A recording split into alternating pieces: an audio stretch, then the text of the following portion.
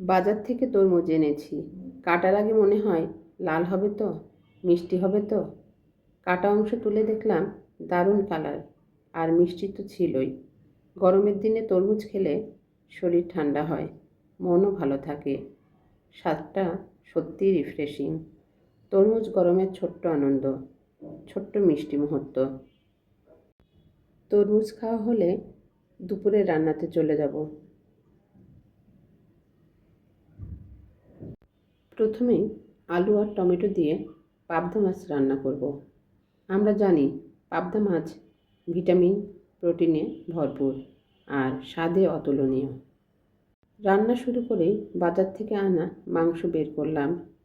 এই ছোট্ট মুহূর্ত কত কাজ মেয়েদের করতে হয়।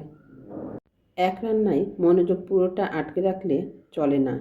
রান্নার ফাঁকে সব দিকে খেয়াল রাখতে হয়। মাছ ধুয়ে আলু মিশিয়ে রান্না করা প্রতিটি ধাপেই মনোযোগ আর যত্ন লাগে।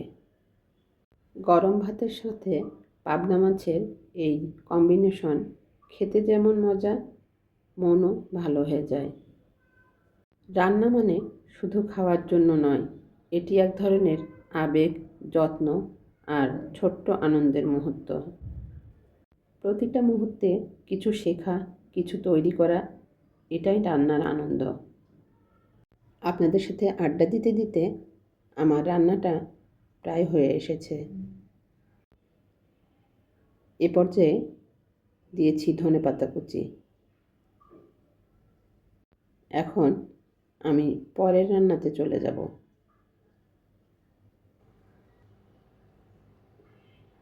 এ পর্যায়ে আম ডাল রান্না করব।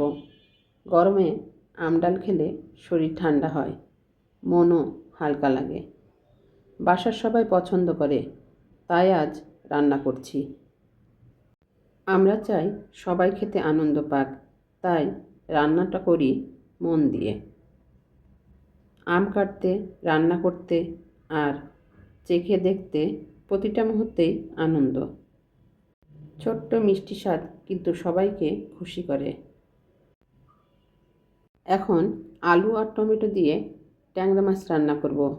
টমেটো ভিটামিনে ভরপুর আর ট্যাংরা মাছ প্রোটিনে ঠাসা।